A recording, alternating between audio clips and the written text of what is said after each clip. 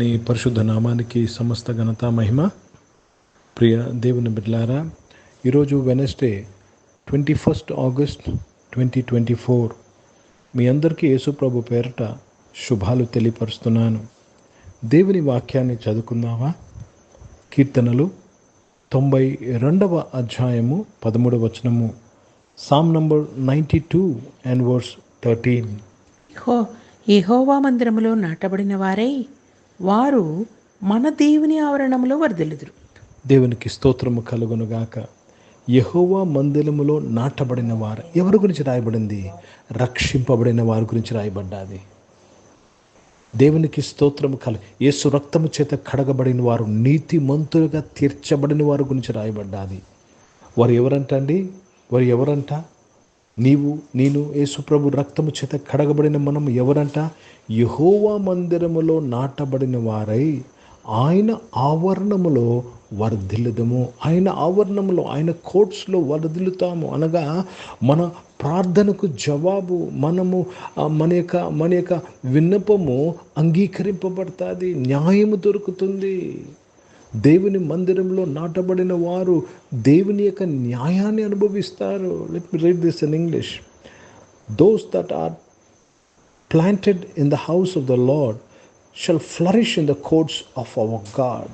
In one more translation says, planted in the house of the Lord, they will flourish in the courts of the Lord. You will flourish in the courts of the Lord. Whatever you pray will be answered. Whatever you ask will be given to you. Whatever you seek you will find. ఆయన ఆవరణంలో నువ్వు ఏమి అడుగుతావో పొందుకుంటావు, ఏమి వెతుకుతావో అది దొరుకుతావు, ఏమి తడతావో అది నీకు తెరవబడుతుంది.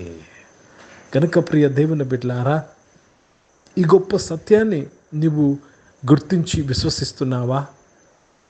నీవు దేవుని యొక్క మందిరంలో నాటబడిన వ్యక్తివి.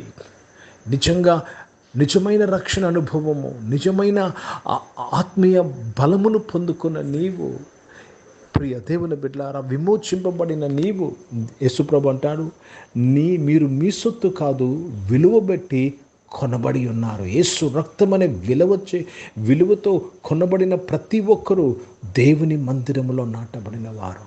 కనుక ప్రియ దేవుని బిడ్డలారా, నీ ప్రార్థనలో నీకు కాన్ఫిడెన్స్ ఉండాలి, నీ దేవుని మీద నీకు విశ్వాసం ఉండాలి. You have to believe that you are planted in the house of God and whatever you ask you will receive it. యేసుప్రభు అన్నారు, అందుకే మీరు నా పేరిట తండ్రిని ఏమడిగినను అది మీకు నిశ్చయముగా అనుగ్రహింపబడతాదని యోహాను సువార్త 16వ అధ్యాయంలో మనం చూడగలము. What ever you ask in my name you will receive it, verily I say to you అంటాడు. కనుక దేవునికి స్తోత్రము కలుగును గాక. సందేహింపక ప్రియ దేవుని బిడ్డలారా, దేవుని అడగండి. న్యాయము కావాలడగండి. న్యాయము చేసే దేవుడు, న్యాయమును కనపరిచే దేవుడు, విపక్షముగా మాట్లాడే దేవుడు. हिंदी में पढ़ेंगे, भजन संहिता 92nd चैप्टर और 13th वर्ष पढ़ रहे हैं. वे यहोवा के भवन में रोपे जाकर हमारे परमेश्वर के आंगनों में फूले फलेंगे. परमेश्वर के आंगनों में फूले फलेंगे मतलब जो भी आप पूछते हैं आप उसमें आपको जवाब मिलेगा. यहोवा के भवन में किसके बारे में कहा जाता है? ये सब जिन्होंने उद्धार पाया है, जिन्होंने यीशु मसीह को अपना उद्धारकर्ता माना है. प्रिय भाइयों बहनों, जिन्होंने अपना जीवन यीशु मसीह को सौंप दिया है, वो क्या है?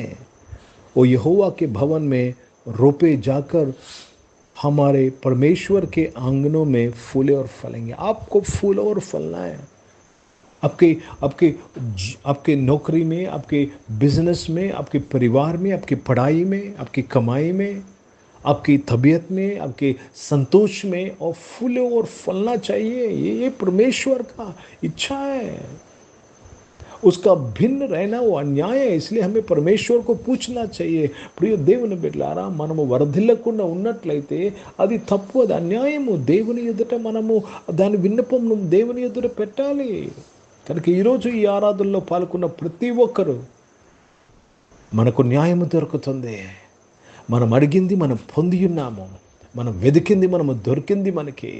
మనము తడుతున్నది మనకు తీయబడ్డాది. ఏమి తడుతున్నావో నీకు తెలుసు, ఏమి వెతుకుతున్నావో నీకు తెలుసు, ఏమి అడిగేవో నీకు తెలుసు.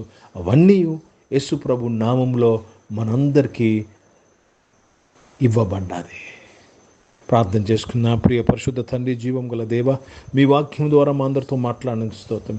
అనారోగ్యం వారందరి కొరకు ప్రార్థన చేసినాను. మీరు ముట్టి స్వస్థపరిచి సంపూర్ణ ఆరోగ్యంలో దయచేసిన స్తోత్రం. జాబ్స్లో, బిజినెస్లో నీవు ఉండి దేవని బిడ్డలను ఆస్వాదించి నాయన తండ్రి వర్ధిలింపచేసినందుకు స్తోత్రం. నాయన చదువుకుంటున్న వారు, స్కూల్స్లో, కాలేజీలో, యూనివర్సిటీలో చదువుకుంటున్న వారు, విదేశాల్లో చదువుకుంటున్న వారు అందరి కొరకు ప్రార్థన చేస్తున్నాను.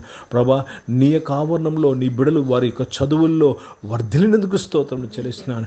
జాబ్స్ కొరకు ఎదురు చూస్తున్న వారు నాయన నీ ఆవరణంలో జాబ్స్ విషయంలో వారు వర్ధిల్లినందుకు స్తోత్రం చెల్లిస్తున్నాను.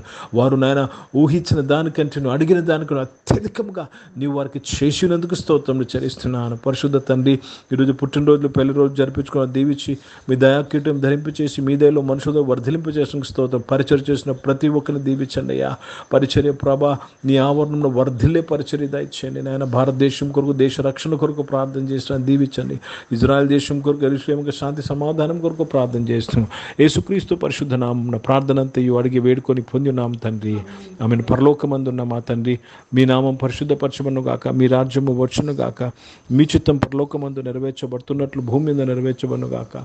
మాకు కావాల్సిన దిన ఆహారమును మాకు దయచేయం. మా ఇళ్ళ అపరాధములు చేసిన వారిని మేము క్షమించిన ప్రకారం అపరాధులు క్షమించి మమ్మల్ని సోల్తేగా కింది తప్పించము. ఎందుకంటే రాజ్యము, శక్తి, మహిమ నిరంతరం నీవై ఉన్నావు తండ్రి. ఆమె. ఇప్పుడు మన పరమ తండ్రి అయిన దేవుని ప్రేమ, ప్రభువైన యేసుక్రీస్తు వారి కృప, పరిశుద్ధాత్మిక సహవాసం, ఆరాధనలో పాల్గొన్న ప్రతి ఒక్కరితో, ప్రార్థన చేయబడిన అంశములతో, సంఘముతో ఇప్పుడు ఎల్లప్పుడూ సదా తోడైండును గాక. ఆమె. దేవునికి స్తోత్రం. అందరికీ వందనాలండి. God bless you and praise the lord.